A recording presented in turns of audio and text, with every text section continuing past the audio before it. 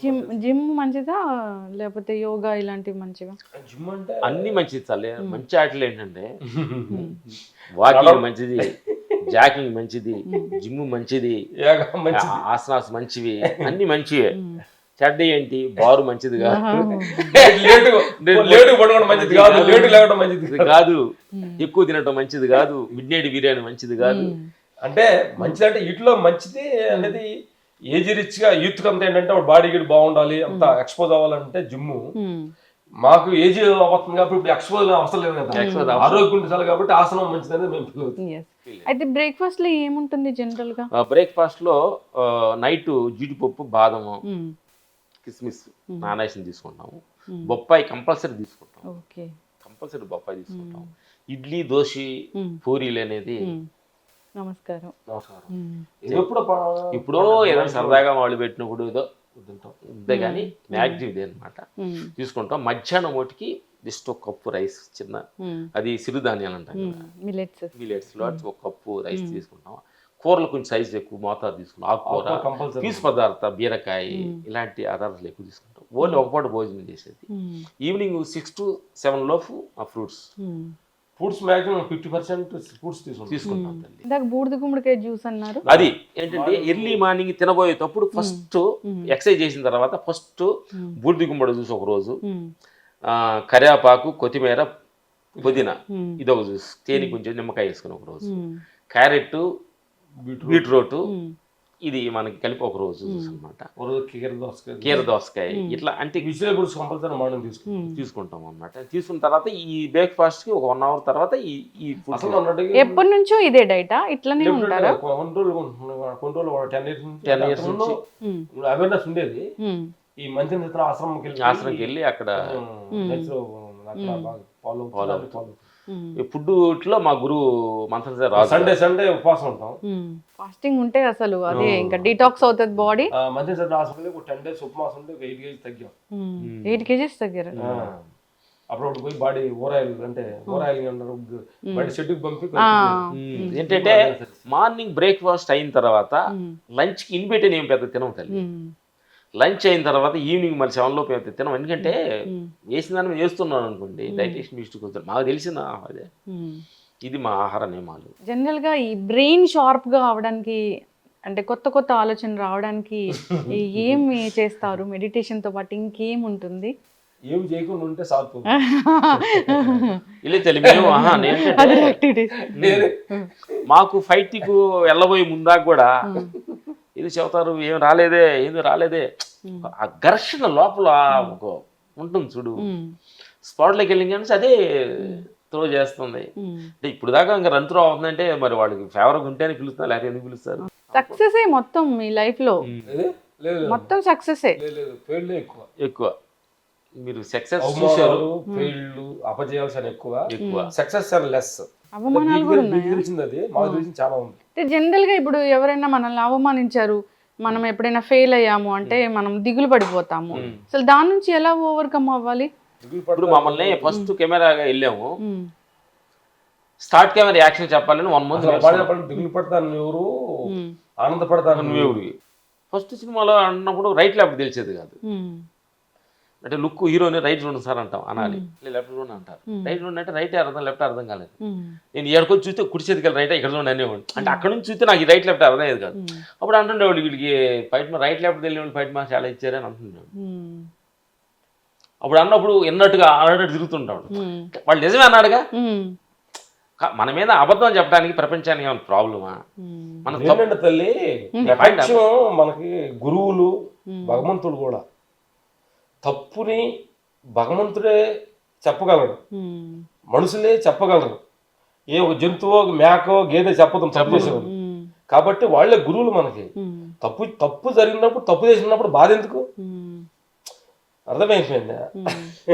ఒక తల్లిదండ్రులు పిల్లలకి తప్పు అంటే ఓర్చుకోలేరు, పక్క వాళ్ళు తప్పు అంటే మనిషి ఓర్చుకోలేరు. సరే ఓని దాంట్లో నిజం ఉంది, తప్పు అన్నారు అంటే పాజిటివ్ గా తీసుకొని, నిజం లేదని నువ్వు అనుకోవడం అహంకారం. కాదు తల్లి, అవతారుడు నేను తప్పు అన్నాడు అంటే అతను నిజమంటేనే నన్ను అన్నది. నిజం లేదనుకోవడం నీ పెద్ద అహంకారం, అదే పెద్ద తప్పు. ఓహో అతని దృష్టిలో అలా నేను కనిపించానా? సరిచేసుకుంటానా అను ఏమైంది? ఓహో అంటే తప్పుడు అని నన్ను చేయలా, తప్పు చేసాం అంటున్నాడు. ఓహో తప్పు అయితే సరిచేసుకుంటాను, సరి చేసుకుంటా. దాన్ని అవమానంగా అట్లా ఫీల్ అవ్వరు. ఎందుకంటే అవమానం పిలవాలంటే అసలు నువ్వు ఎంత పిలవాలి? రాముడి కంటే నువ్వెంత? దేశాన్ని వదిలిపెట్టి రేపు ఆ రాజ్యం వస్తుందంటే ఒక క్షణంలో వెళ్ళిపోమంటే వెళ్ళిపో సర్దంగా. అడిగికి వెళ్దామా సరికి రామకృష్ణ పరమాత్మ గుళ్ళో పూజ చేస్తున్నాడంట. ఎవరో వచ్చి ఆవిడ ఇన్ఛార్జ్ గుడి ఇన్ఛార్జ్ మించిన వచ్చేసి రామకృష్ణ నువ్వు తప్పు చేసి వెళ్ళిపోందంట. సరే అమ్మని సాబ్ బట్టను తీసుకెళ్తున్నాడంట. కొంత రోజులు వెళ్ళిన తర్వాత రామకృష్ణ నువ్వు కదయ్యా ఏరే వాచ్మెన్ అన్నారంట. సరే అమ్మని వచ్చాడంట. అదే అది జీవితం. పాజిటివ్ తీసుకోవాలి. పాజిటివ్ లోనే భగవంతుడు. పాజిటివ్ గా ఉండేవాళ్ళే భగవంతుళ్ళు, పాండవులు. అయ్యా 5 ఊళ్ళు నో అన్నారు వాళ్ళు. ఇప్పుడు మన పాండవులు దేవుళ్ళు అంటున్నావా, దుర్యోధనుడు అంటున్నావా, అర్జునుడు, రావణుడు అంటున్నావా, రావణాసురుడు అంటున్నావా? అదే అందుకనే పేషెన్సీ ప్రాబ్లం. భగవంతుడికి మనిషి తప్పు చేయలేదు అందాక నీకు తెలియపోతే నువ్వు ఎందుకు బాధపడాలి? నేను పుట్టించిన భగవంతుడు ఆయన తెలీదా శిక్ష ఇస్తాడు. నువ్వు ఇచ్చే నేను తప్పు చేయను, తప్పు చేసాం అంటున్నారు. అప్పుడు ఆయన తెలీదా? మీరు ఎక్కువ గాడ్ ని ఎక్కువ బిలీవ్ చేస్తారా? ఎంత బిలీవ్ చేస్తారు? ఎంత బిలీవ్ చేయడానికి ఆయనకి ఏమన్నా రూపాలు వెయిట్ తూకం వేస్తే అంటే ఆకాశం అంటే పెద్దది కదా అంత అనుకో, భూమి అంటే పెద్దగా అంత అనుకో. ఏ దేవుని పూజిస్తారు రామలక్ష్మణ్ గారు? ఏ దేవుని పూజిస్తారు మీరు? ఎదురుగుండా దేవుని పూజిస్తాం మిమ్మల్ని. మీలో ఉన్న చైతన్యాన్ని, నాలో ఉన్న చైతన్యం, ఆయనలో ఉన్న చైతన్యం. ఎంతమంది ఉన్నారు కదా, 100 మంది మధ్య దేవుళ్ళు ఉన్నారు. ఏంటంటే తల్లి మేము రూపాలు వేరే కానీ చైతన్యం ఒకటే. అమెరికాలో ఉండ చైతన్యం వేరా, పాకిస్తాన్ లో చైతన్యం ఉండదు వేరా, అక్కడ గాలి వేరా, అక్కడ గాలి వేరా, నీరు వేరా, అక్కడ భూమి వేరా. నా దగ్గర ఏం క్వశ్చన్ లేవు అడగడానికి. నేను అడుగుతున్నాను. ఇప్పుడు ఏంటి మనం ఏమంటాము? వేప చెట్టు, మామిడి చెట్టు, చెట్టు ఒకటే, జామ చెట్టు, అరటి చెట్టు, యాపిల్ చెట్టు, చెట్టు ఒకటే. చెట్లు రూపాలు వేరు, చెట్లు పొళ్ళు వేరు, చెట్లు రుసులు వేరు. చెట్టు ఆత్మ ఒక్కటే. మన అందరం రూపాలు మారి నేను విలన్ని, నేను మంచివాడు అనుకుంటున్నాం. ఈ చెట్లు నుంచి వచ్చిన ఇవన్నీ.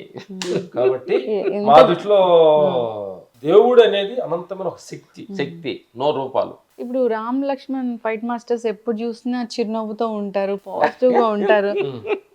ఎప్పుడైనా కోపం వచ్చిందా అసలు? ఎందుకు రావాలి కోపం?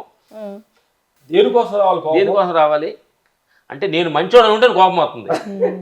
అంటే నేను మంచోడిని, నేను చేసే కోపం అది ఎక్కడ వద్దు తల్లి. నేను చేసేది కరెక్ట్ అన్నట్టు కోపం వచ్చింది. నేను చేసేది కరెక్ట్ కాదేమో అని ఎదురు చెప్పినప్పుడు సరి చేసుకుంటే కోపం ఎందుకు వస్తుంది అని అడుగుతున్నా. నేను చాలా నేర్చుకున్నాను అయితే. అంటే కోపం రావటానికి కారణం కూడా ఏంటంటే నేను అనే భావం కొంచెం ఎక్కువ ఉంటే కోపం వచ్చింది. అన్నిటి కారణం, అన్నిటి దుఃఖాల ఆత్మాభిమానం అనుకుంటాంగా. అదే ఆత్మాభిమానం అనుకుంటాంగా. అనుకున్నా గానీ అది అహంకారం అనుకోవటం. అది అహంకారం ఉంది. అహంకారాలు 2 రకాల అహంకారం ఉన్నాయమ్మా. ఆత్మ అహంకారం, ఆత్మ చైతన్యం, అహంకారం 2 ఒకే. మాల హింస 2 ఒకే రకంగా ఉంటాయి. తెలియక ఏరేదాని అనుకోపోయి ఇంకా ఏరేదాన్ని అనుకుంటాం. అందుకని ఆత్మకి కోపం ఎందుకు వచ్చింది నేను ఎందుకు అడుగుతున్నాను. మనిషి బాగా గాఢ నిద్రలో గాఢ స్లిప్లింగ్ ఉన్నప్పుడు నీకు అదే కోపం వస్తుందా, భయం వస్తుందా, బాధ వస్తుందా, అదే ఆత్మస్థితి. అదే అక్కడ ఎవరైనా నేను తిట్టినారు అనుకోండి, ఆ నిద్రలో నువ్వు వేస్ట్ అని తిట్టాను ఆ టైంలో 100 కోట్లు లాస్ అయిపోయింది అనుకో బాధపడతావా?